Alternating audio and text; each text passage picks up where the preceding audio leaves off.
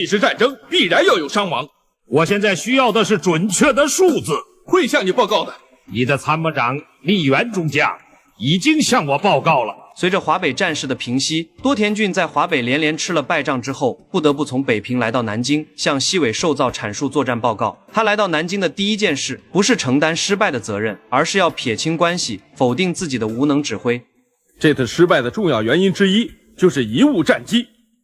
是谁贻误战机？我的参谋长栗原幸雄，他没有按照我的命令，在规定的时间里拿出作战计划。在西尾寿造到达北平训斥之后，多田骏曾让自己的参谋长在几个小时之内拿出一份详细的反攻作战方案，甚至连同各种图标都要标记清楚。这就是一项不可能在短时间内完成的任务，目的就是故意刁难，好为后续可能再次出现的战役失败推卸责任。把失败的责任加在他身上，毫无道理。可他……是的，是刁难。如果我命令你在晚饭前写出一份作战计划，你能做到吗？多田骏这下子彻底无话可说了，他的小聪明看似精明，实则愚蠢至极。这种做法不仅无法真正解决问题，反而暴露了他人格上的缺陷，让他在更高层的博弈中彻底失去了主动权。同时也说明日军内部派系错综复杂，并没有外人想象的团结和睦。按照日军东京大本营的脾气，多田骏在华北打了这么一个败仗，必然是要被撤职查办的。但由于西尾寿造的再三请求，才让日军大本营暂时保留了多田骏这个华北司令官的职位。而西尾寿造之所以力保多田骏，全因两人是铁杆的政治盟友。两人既是同乡，又是同学，青年时期同是日本陆军士官学校15期的优秀毕业生，后又同时进入陆军大学深造。进入日本官场后，多田骏曾支持过西尾寿造，西尾寿造也曾提拔过多田骏，两人互相成就，才造成如今的地位。最重要的是，两人在军中都属于统治派的阵营，与主张激进变革的黄道派相对。在日本军部复杂的内部斗争中，他们需要互相支持才能巩固地位。因此，西尾寿造力保多田骏既有同窗的情分，更有维护政治派系利益的现实考量。但在进一步讨论华北问题时，两人就是否对中国加派兵员产生了剧烈争执。请阁下再向东京陈述，在华兵力不但不能缩减，而且要增加。我和你的心情是一样的，可是我们都是天皇的高级将领，不能不考虑帝国的勃勃雄心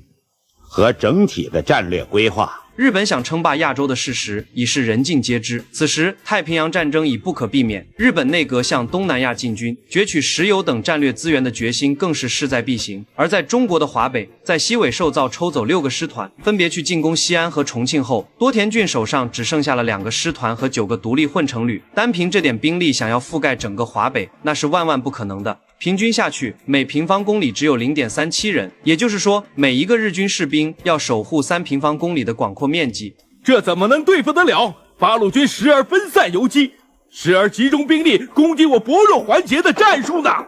我郑重请求向华北增兵，否则华北的治安稳定、铁路公路的畅通无阻以及战略物资的运输，我是不敢担保的。这段争执完美诠释了所有组织都会面临的经典难题：有限的资源无法支撑无限膨胀的目标。日本军国主义的野心早已超出了其国力所能承受的极限。多田骏在华北的困境，正是整个日本帝国深陷战争泥潭的缩影。也正是因为多田骏这番深入浅出的分析，促使日军大本营不得不重新考虑华北的治安稳定，在后来的几年中重新调整部署，不断向华北增兵，并于1941年开始推行所谓的治安强化运动，进一步加强据点建设和经济封锁。中国的抗战进入了最残酷的阶段，并且他们重新认识了什么是八路军，因为先前他们一直不将八路军视为正规军，对八路军的实力和战斗意志都存在严重藐视。经过百团大战的折磨后，才开始将我军视为华北地区最大的威胁。就在日军高层为华北焦头烂额之际，我中国共产党领导的抗日军民正沉浸在百团大战第一阶段胜利的喜悦中。1940年9月10日，中共中央发出指示，要求八路军新四军借鉴百团大战的经验，在山东和华中地区组织大规模对敌进攻，而在华北则要继续扩大战果。经过短暂休整，9月16日，彭德怀总司令同左权副总参谋长签署了发动百团大战第2阶段的作战命令，其核心方针是继续破坏敌寇交通，拔除深入我根据地的敌军据点。具体部署：以贺龙的120师截断同蒲路北段的交通，集结主力破袭宁武和宣港段的铁路，破坏重点指向桥梁、隧道等难以修复地区，彻底毁灭所在地的主干道。以刘邓的129师收复榆社、辽县为目标，开展余辽战役；以萧克的挺进军向平汉路北段、平绥路及北平城郊积极活动；以冀中军区吕正超、程子华部配合冀南军区陈载道、宋任穷部，打击敌寇修路筑碉，不断破路轻车，阻敌增援。杨长武同志，到，命令你指挥右翼部队攻取涞源县城及周围敌寇据点。是，我是陈刚。你那边情况怎么样？部队已做好进攻的准备，敌人的岩壁和网警据点就在我的眼前，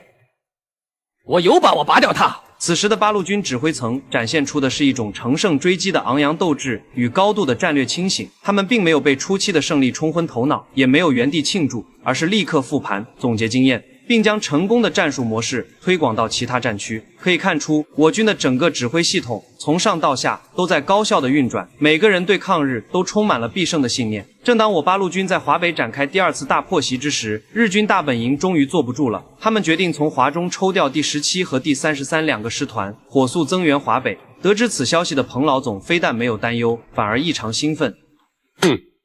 这正是我求之不得的，我就是要吸引更多的敌人到我身边来，破坏敌人向昆明、重庆